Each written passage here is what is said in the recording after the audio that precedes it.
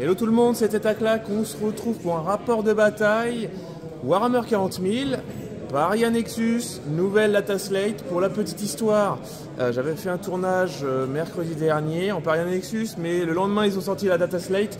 J'ai tout mis à la poubelle, bon tant pis, c'est pas grave. Donc je remercie Adrien pour pouvoir faire ce rapport de bataille. Nous sommes à la French WAG Day qui s'est incrustée à l'événement de l'Antre du Dragon. J'ai un beau t-shirt, voilà. Tu vas jouer mes Nécrons contre mes Tyrannides. Clairement, hier je suis venu en Astra pour jouer, mais j'avais clairement envie de tester mes Tyrannides. Ils ont eu un gros up, on va voir ce que ça donne. Par contre, le Nécron j'ai affronté, c'est un peu salé. C'est un peu... Il y a de bonnes choses, mais il n'y en a pas de mauvaises. C'est ça, c'est très bien résumé.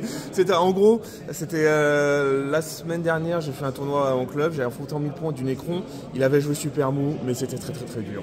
C'est violent. Mais j'ai grande espérance peut-être qu'avec le petit up, alors je suis pas optimisé clairement, j'aurais bien aimé avoir des zones trop, un Neurotyran avec des zones trop, qui touche sur du 2+, une Exocrine. Je suis pas optimisé non plus, je n'aurai que 3 spectres, mais il y aura quand même le Technomancien, parce qu'il faut pas décoller quand même. Voilà, et surtout on va jouer sur une super table, comme je vous le disais.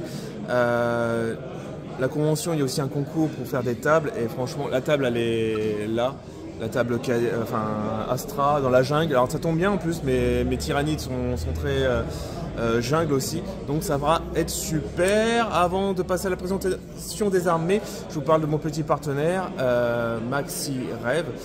N'hésitez pas à faire un tour sur son site, c'est vraiment top. Moi maintenant je me fournis chez eux.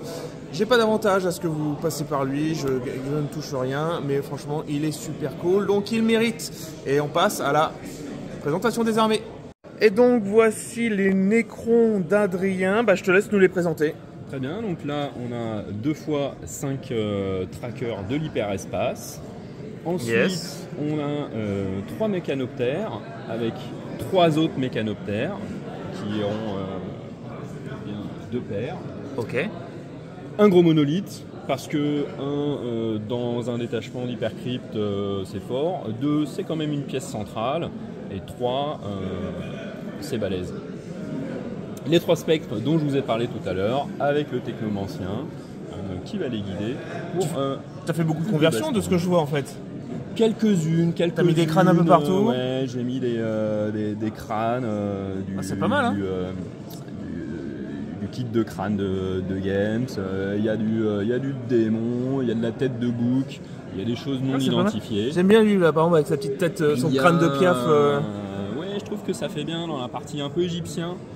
Exactement. C'est top. Ensuite, donc on a 10 immortels en Gauss avec un plasmancien. Ça c'est le truc, tu fais des tirs en état d'alerte sur 5+, c'est ça? Alors, je sais plus quoi. Non, il avec fait touche la de touche. Non.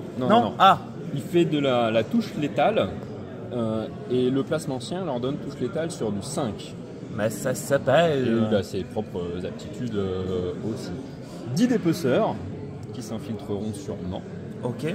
C'est infiltrateur, ou scout? Ouais, c'est infiltrateur. Un pack de 20 guerriers, parce que j'ai du mal à concevoir qu'on puisse jouer des Nécrons sans jouer un gros pack de guerriers. Ils seront accompagnés par un seigneur tétrarque avec linceul de translocation qui est absolument pas optimisé, puisque permettre d'advance auto à 6 sur des armes qui n'ont pas assaut, c'est quand même un peu naze. Mais c'est pas grave, il était à peu près au même prix que celui normal, donc autant prendre celui-là. Il a une orbe, parce que c'est bien de ressusciter encore plus de guerriers. Ensuite, on a 2 destroyers lourds Locust, un en anti-char, parce que le dégât flat 6 c'est quand même acceptable, surtout quand on a de la force 14, et de là, moins 4. Je tousse un petit peu. L'exterminateur d'hostile, parce que tout ce qui n'est pas Nécron, c'est de l'hostile, c'est de la vermine, donc si on peut faire 6 tirs, c'est bien. Quand on peut en faire 12, touche soutenue, c'est mieux. Ok. Un petit élément qu'on voit pas énormément, mais comme il était dans la collection Hachette, je l'ai monté, je l'ai peint, et puis je le joue. Il est avec le rayon dont je me rappelle plus le nom. Ce n'est point grave. Le rayon qui fait mal et qui fait peur, c'est ça, non? Oh, pas forcément, mais je crois qu'il touche auto. Ok, bon, alors c'est quoi? Ouais, un peu plus mieux. 10 guerriers avec non pas l'arme habituelle d'écorcheur, mais la faucheuse, parce que c'est PA-1, donc c'est toujours pratique. Ok. Ils seront embarqués dans une barque, tout à fait, qui a connu des jours meilleurs, hein, n'est-ce pas? Bon, c'est comme ça, le nécroderme rouille. 6 socles de scarabée canoptèque. C'est une seule unité ou deux unités? C'est une unité de 6, okay. Tout à fait. Bon, parce que c'est rigolo, ça explose, ça a plein de points de vie, ça a aussi 0, mais on s'en fout. Je sais pas si c'est le fait d'exploser, si je trouve ça rigolo, moi, mais bon. Bah, t'as pas de véhicule normalement, donc. Mais j'ai des monstres. Oui, mais en fait, ils ont un bonus pour exploser sur les véhicules. Ah, bah d'accord, ok. Donc voilà, mais c'est marrant. Ok. Les mécanoptères, j'en ai parlé. Ok, pas d'optimisation du tout pour cette liste. Ok, merci beaucoup. Et on va passer aux tyrannides. Voici la liste tyrannide que vous connaissez grandement, mais je vais quand même la présenter. Je pars sur 2 fois 10 Orma. J'hésitais à les mettre par 20, puisque maintenant, quand ils seront à portée de synapse, ils auront plus 1 en force, ça peut être pas mal. Et j'ai cru comprendre qu'à côté d'un tyran, ça peut être aussi touche fatale. Donc une énorme saturation touche fatale avec PA-1. Il y a peut-être un monde où c'est rigolo. 10 Therma. J'ai 2 unités de Genestealer, donc 2 x 5 avec chacune un Broodlord. J'ai ma fameuse unité de 6 guerriers CAC avec le Prima ailé. J'ai toute la petite famille Lictor, c'est-à-dire j'ai le Death Sleeper, j'ai 2 Neurolictors, j'ai le Parasite de Mortrex et j'ai un Lictor. Les petits Neurolictors ont gagné le Synapse. Le Parasite, il me semble aussi. Oui, tout à fait. Et il a aussi gagné l'Ombre dans le Wart, si je ne m'abuse. Donc le petit Psychophage pour surtout apporter son Phinopeigne à 6 que je mets à côté des guerriers pour casser les séquencements de 3 dégâts. Le Neurotyran, malheureusement, il est tout seul, mais au moins je peux lancer une ombre dans le warp. L'ombre dans le warp que j'oublie toujours de lancer. Peut-être qu'avec lui ça va me le rappeler, mais surtout à -1. Et quand ces unités seront à portée de synapse, ça fera à -2. Ça, c'est bien. Le fameux Screamer Killer qui en général attire des tirs et ne fait pas forcément grand chose. 10 gargouilles. Mon prince tyran ailé, pareil. Alors équipé de épée et fouet. Maintenant, vu qu'il a portée de synapse, donc ça passe à 10. Force 10, c'est pas mal. Il a aussi l'amélioration Stalker, ce qui je désigne une unité, il aura +1 pour toucher et surtout +1 pour blesser, ce qui est pas mal. Ma gentille Norme, oh que t'es belle, parce que je l'adore. Et puis c'est pas mal. Autre amélioration, donc j'ai mis un Neuronode, je sais plus sur qui. Le Neuronode a été un petit peu nerfé, donc il est baissé, il a baissé en coût, il est descendu à 20 points. Je ne peux plus redéployer une fois que on sait qui commence. C'est un peu dommage, mais bon, c'est comme ça, c'est la vie. Je crois que j'ai oublié personne et du coup... Non, j'ai parlé des gargouilles. Il me soufflait dans l'oreillette que j'avais oublié les gargouilles. C'est faux, je vous ai parlé des gargouilles. Et du coup, comme je disais, nous allons jouer sur cette super table. Honnêtement. Alors peut-être que je la trouve sympa parce que c'est de l'Astra. Mais voilà, donc on va passer au déploiement, tout ça. On va jouer, donc comme je disais, en Paria Nexus. Merci à Maxi Rêve pour m'avoir fourni un peu en avance ce paquet. Et on se retrouve après le déploiement. Et voilà, on a fini le déploiement. Alors déjà, en mission, nous avons un déploiement engagement d'envergure. En gros, ici... Je peux me déployer un peu plus loin. Il y a un petit créneau pour me déployer un peu moins loin. Position préparée, ça veut dire que toutes les unités lignes peuvent gratuitement avoir le stratagème à terre et intervention héroïque. Bon, soit. Et surtout le fardeau de la confiance. Alors, comment ça se passe pour scorer? À partir de deuxième round, donc on va gagner 4 points de victoire pour les objectifs qui ne sont pas dans notre zone de déploiement. Donc pour moi, ces 3 là et celui-là. Et à ma phase de commandement, quand je contrôle un objectif, je désigne une unité qui est dessus. Si à la fin du tour de l'adversaire, elles sont toujours là, je vais gagner 2 points de victoire supplémentaires. Ce qui s'est passé en déploiement, alors assez compliqué, ça on les a considérés comme des ruines, mais il n'y a pas trop de quoi se cacher, surtout avec ce beau couloir. Je vais redéployer des unités, puisque eux je les ai mis en infiltration pour vraiment l'empêcher de trop s'approcher. J'ai en gros sur mon flanc gauche, je vais avoir 2 unités de Stealer, le Death Sleeper et le Prince. En fait, c'est une petite combo que je fais pour amener tout le monde. Une grosse force de frappe pour les génies Stealer. Lui, qu'il apporte son -1 en Battle Shock pour que lui après balance un stratagème pour avoir les +1 pour blesser, +1 pour toucher. Voilà, sur mon flanc droit, j'ai mis la Norne. Par contre, on est un peu en flanc refusé. Donc là, j'ai un peu toute son armée qui est là. Ouh là là, faut pas que je casse ça. Toute l'armée qui est là, donc compliqué. Au centre, j'ai mis le psychophage pour qu'il apporte son aura sur cette unité et sur cette unité. Et également sur le neurotyran. Par contre, il est trop loin de celui-là. Voilà. De son côté, lui, il a mis donc ses dépeceurs en avance. Ici, donc, il a mis ses immortels, des gros canons, donc ils vont essayer de dégommer celui-là. Il a ses snipers, il a mis ses motos en plein centre et clairement il a mis son monolithe sur mon flanc droit. Donc pas grand-chose. On espère que la Norne puisse tenir. Les petites nuées, ces gros paquets de guerriers, sa barge. Clairement, voilà, on va peut-être se coulisser comme ça. J'espère que la Norne va durer un peu plus longtemps. J'ai mis les guerriers un peu au centre.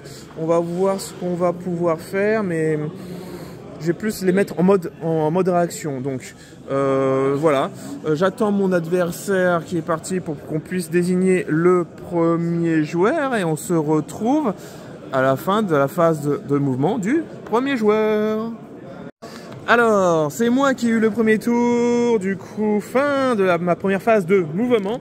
En secondaire, j'ai eu élargir les lignes de front. Clairement, il faut que je contrôle l'objectif dans ma zone de déploiement et dans le No Man's Land. Et établir une confluence, là, un peu plus compliqué. Il faut que je fasse une action, soit dans le camp adverse, soit au milieu.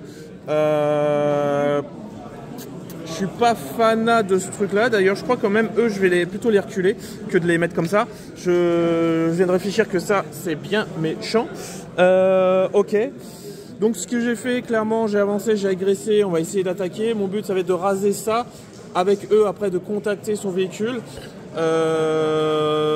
Et peut-être avec eux de charger ce véhicule là. Le prince j'ai pas pu, j'ai ciblé cette unité pour avoir plus un touche et plus un bless, pas possible. D'ailleurs je pense que ouais, non je peux pas, il a un truc anti-véhicule qui est pas très gentil.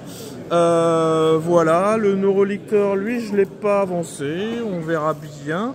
Ça sera tout pour maintenant et on se retrouve à la fin de ma phase de tir qui sera toute petite. Fin de mon tour, en fait j'ai pas filmé la phase de tir puisqu'il n'y a eu que la Norne qui a tiré là-dedans. J'ai tué 2 motos. Phase de charge, donc clairement j'ai chargé ici, j'ai rincé ses dépeceurs, j'ai détruit son... comment s'appelle déjà le Destroyer Locus. Le destroyer. J'ai contacté avec le Broodlord des Genestealers ici, j'ai contacté avec, enfin ici, en retour il me tue tous les Genestealers, il laisse le Broodlord à 5 points de vie, et ici il me tue 2 Genestealers. À la fin de mon tour, il a ramené un destroyer, les snipers, et il me semble que c'est tout. D'un point de vue scoring, moi je vais marquer 5 points de victoire grâce à élargir les lignes de front. Par contre celui-là je n'ai pas tenté et je vais même le défausser. Voilà, oui, je vais le défausser et on se retrouve à la fin de sa phase de mouvement.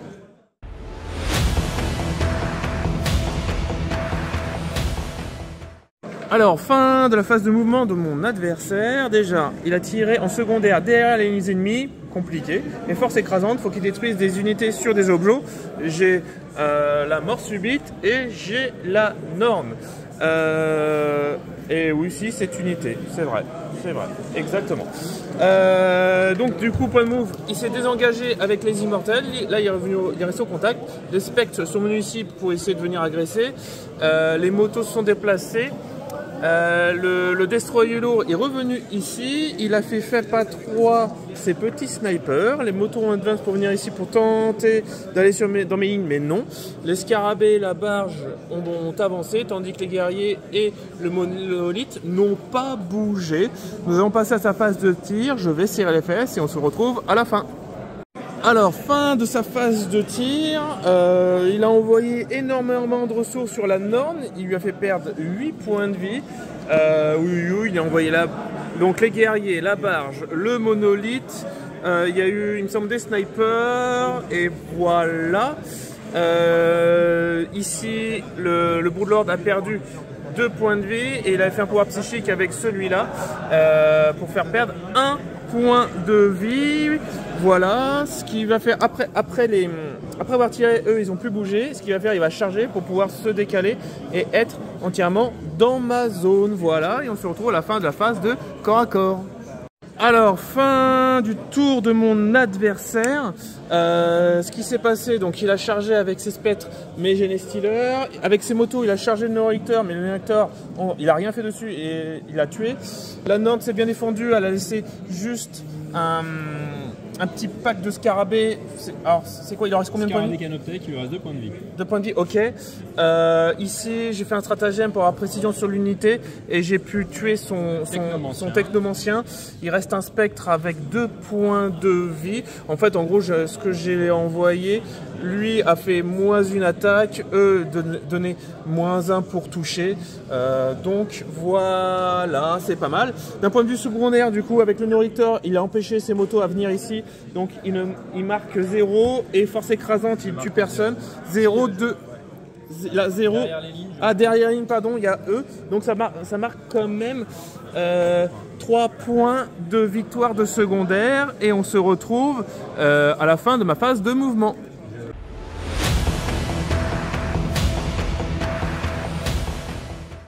Alors, fin de ma phase de mouvement. Déjà en secondaire, j'ai tiré force écrasante et purification.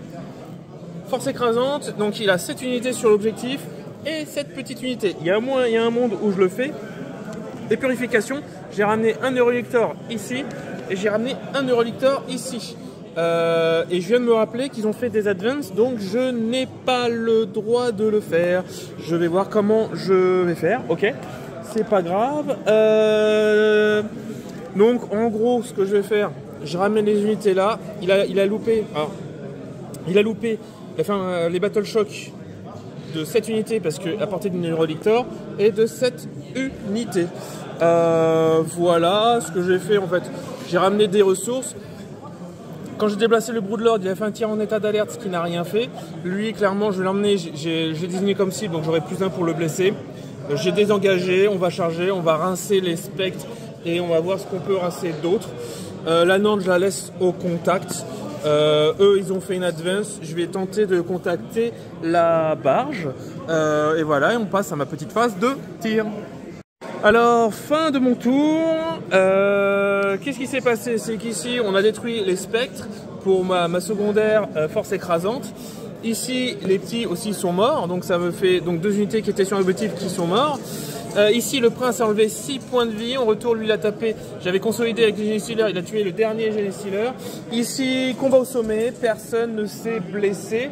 Et ici, les gardes ont enlevé, je sais plus, 3 ou 4 points de vie. 4 points de vie. En retour, il n'a rien fait. Purification, j'ai juste fait une action ici. Donc, ce qui va me faire en purification 2 points de victoire, plus 2 x 3, mais c'est capé à 5. Donc 5, ça me fait 8 points de secondaire. Et mon adversaire, à la fin de son tour, est en train d'envoyer des unités en renfort grâce à son détachement. Et on se retrouve à la fin de sa phase de mouvement.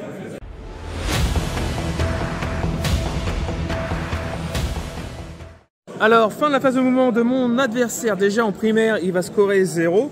En secondaire, il a tiré, abattez-le, clairement. Il y a une Norne, moitié point de vie. Il y a un monde où. Et il a tiré sabotage. On a pas mal creusé pour peut-être faire venir des unités ici dans ma zone de déploiement pour toucher 6 points de victoire sûrs. Il a préféré en fait utiliser son stratagème pour faire venir à 3 pouces pour son monolithe qui est rentré dans mes lignes. Et il a fait venir ses petites motos ici. Voilà, nous verrons ce qui va bien se passer. D'un point de vue mouvement, à part ça, il n'y a pas grand chose.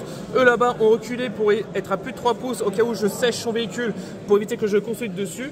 Tout le reste n'a pas bougé et on n'a plus qu'à serrer les fesses et on se retrouve à la fin de sa phase de tir. Alors, fin de la phase de tir de mon adversaire. Ce qu'il s'est passé, c'est que ici ça a tiré sur le prince. Au final, il y a un seul point de vie que le prince a perdu. D'ailleurs, il a fait un pouvoir avec son héros qui a fait 2 BM ou 3 BM, je ne sais plus, 2 BM il me semble, sur le Broodlord qui était là. Ici, il y a eu toutes les bordées qui ont tiré sur les guerriers. Il y a eu un mort et un qui reste à un point de vie. Il a envoyé le monolithe et les motos sur la Norne. La Norne n'a pas tenu. Elle est tombée en 2 rounds, ce qui montre qu'il a une grosse puissance de feu. Et j'ai oublié que ces snipers ont enlevé 4 points de vie sur mon chef. On va passer à la phase 2, corps à corps. A tout de suite. Alors, fin du tour de mon adversaire. Comme il a détruit la norme, ça lui fait 4 points de victoire. Par contre, il n'a pas fait d'action dans un élément de terrain. Du coup, il ne peut pas. Ce qui s'est passé au CAC, ici, il m'a tué 2 Zorma et je lui ai en retour tué 4. Le prince a tapé fort. En retour, il n'a pas tapé et le Broodlord l'a terminé. Ça en est tout des corps à corps et on se retrouve à la fin de ma phase de mouvement.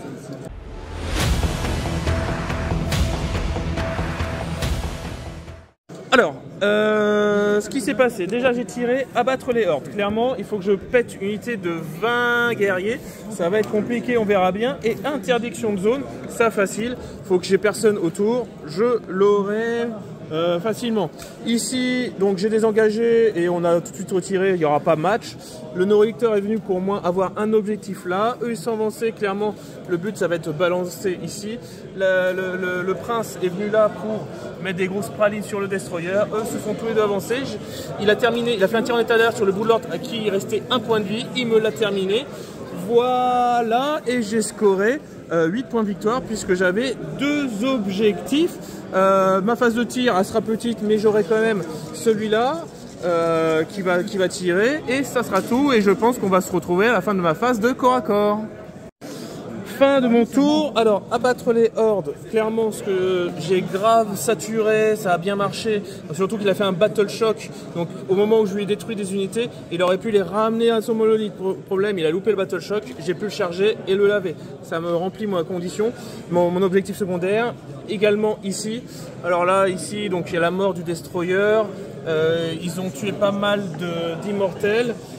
Zat Soul en retour. Ceux-là m'ont fait 2 points de vie, donc un mort et un à 2 points de vie. Je vais donc scorer 10 points de secondaire et on se retrouve à la fin de sa phase de mouvement.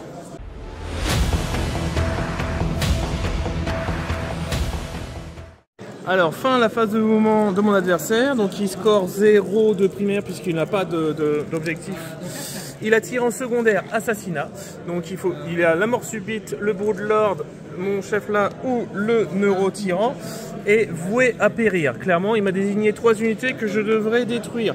Le monolithe, la barge et ses snipers. Et on passe à sa phase de tir.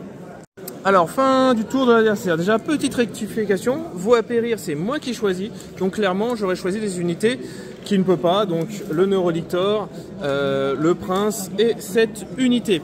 Ce qui s'est passé, c'est que il m'a tué pas mal de guerriers. En retour, j'ai rien fait forcément. Ici, il a fait perdre 3 points de vie au Neurolictor. Il a quand même eu assassinat. Avec son monolithe, il a détruit, vu qu'il est towering, il a vu mon Neurotyran et donc il a dézingué. Voilà, ce qui lui fait 5 points de secondaire. Moi, à la fin de son tour, je vais marquer 2 et 2, puisque mes unités ont gardé. Et vu qu'on n'a plus trop de temps, on va théoriser les derniers tours, puisque là, on voit à peu près ce qui va se passer. À tout de suite.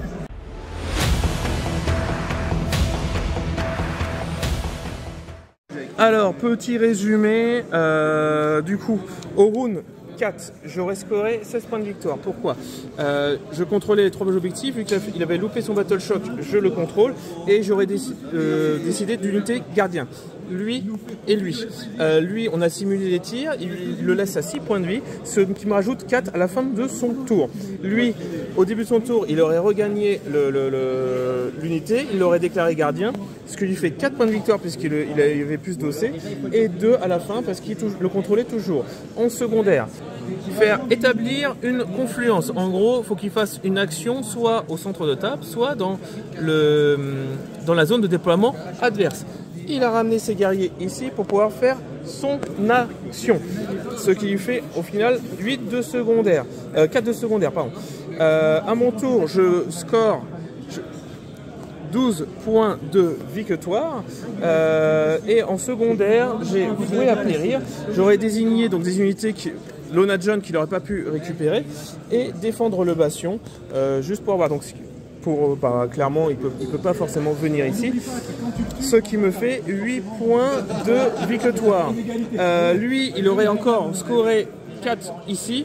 À la fin de mon tour il aurait rappelé ses snipers, il aurait rappelé ses guerriers et il a tiré en secondaire engagement sur tous les fronts et confinement. Confinement, il faut faire des actions sur les bords de table et il faut avoir les quarts de table avec engagement sur tous les fronts. Clairement, il y a les snipers qui vont sur un côté faire l'action et faire un quart. Les guerriers qui vont faire l'action et faire un quart de l'autre côté. Il a 3 quarts, ce qui lui fait au total 8 points de victoire. Ce qui nous fait un score total de 85 à 34, sans compter la peinture, 95-44. En tout cas, merci à toi. Tant pis, j'aime me faire violer avec les sourires. Il y a eu des jets qui étaient un petit peu dégueulasses. Mais de toute façon, là je commençais le débriefing. On doit ranger, on fait le débriefing et on se retrouve à tout de suite.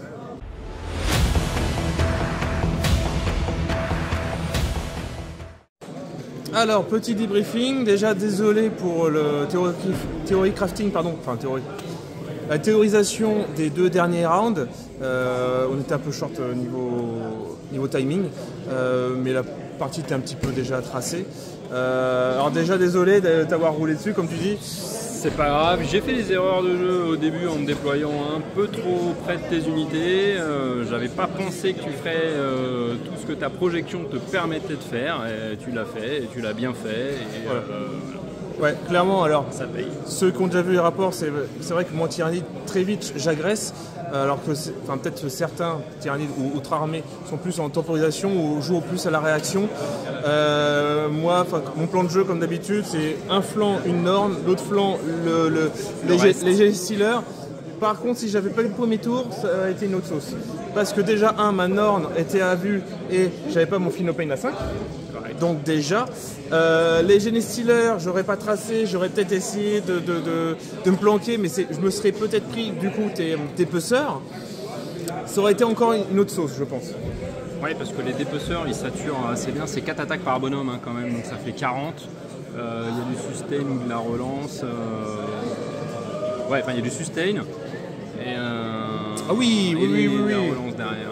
Ah oui, ça. Bon, bref, la 5 plus des gens aurait pas aimé en fait. Je t'aurais laissé le Broodlord, je pense, avec quelques PV, mais les 5 Gugus, ils y passaient. Ah ouais, ça. Alors après, cela dit, à voir. Donc t'aurais eu -1 pour toucher, -1 attaque avec le prince qui était dans le coin. Peut-être qu'il serait resté un Broodlord blessé. Peut-être un Broodlord blessé, je sais pas. Ou pas d'ailleurs, Ouais, ok. En tout cas, j'espère que ça rend bien. En tout cas, merci pour la partie quand même. Je pensais, super agréable, une belle armée en face. Merci aussi, ouais, merci. Mais la tienne également. Je connaissais pas trop le Necron. J'avais fait juste une partie la semaine précédente en 1000 points. J'avais un peu peur du Necron. Je voyais des gros véhicules que je ne pouvais pas gérer. Au final, il y a pas mal de choses. Comme tu disais aussi, t'étais pas en full optimisé. T'aurais pu être plus sale. Les véhicules, tu les as pas gérés d'ailleurs. Je les ai clairement pas. Mais par exemple, comme tu disais, en fait, avoir des touches fatales sur du 5+, sur tes immortels pour pouvoir proquer, etc. Voilà. Donc, mais c'était bon. Moi, je voulais tester donc la puissance du tyrannide. L'avant-garde a pris un gros up. Ouais. depuis jeudi. Et de toute façon, moi aussi, quand je la jouais, j'ai joué agressive. Avec 3 packs de DJ Stealer avec Broodlord. Je pense que maintenant que c'est Synapse et qu'il y a le plus 1 en force, c'est juste horrible. Ah bah les Genie Stealer à force 5 là qui passe force 5, ouais c'est pas mal. Ça donne aussi d'autonomie, c'est-à-dire souvent j'avais mes Genie Stealer qui étaient chez l'adversaire, parfois c'est un objectif, mais j'étais en dessous de mon unité, donc j'étais pas Synapse, je ratais mes Battle Shock. Donc voilà, là ça aussi ça apporte un peu du danger sur les objectifs de l'adversaire. C'est pas mal. Et surtout, là j'ai pas pu le faire, j'oublie toujours l'ombre dans le warp, mais en fait vu que tu n'avais pas eu de tour vraiment sur un objectif. Non, et puis j'ai beaucoup raté mes tests de Battle Shock aussi, quasiment à chaque fois. Les trackers qui n'ont pas pu repartir, les guerriers qui n'ont pas pu être amenés par l'aptitude, plus le stratagème lié avec le monolithe. Ça m'a bien mis dans le vent parce qu'en fait normalement les 20 ou 19 parce que tu m'en avais tué un ou deux avec les tueurs hurleurs, les 20 partaient et du coup tu me les chargeais pas. Et ça changeait une partie de la game quand même. Du coup le move du tueur hurleur sans faire exprès du coup était efficace. Après cela dit j'aurais... Bah non oui c'était les 20. L'autre unité derrière n'était pas 20 donc du coup j'aurais pas pu l'avoir. J'aurais pu être mis dans le vent mais le jet a un peu tout changé. Ok, en tout cas j'espère que vous avez apprécié la vidéo, j'espère qu'elle rend bien avec les derniers tours un peu théorisés. Voilà, donc n'hésitez pas comme d'habitude à vous abonner, commenter, liker, partager, etc. Je vous dis à plus.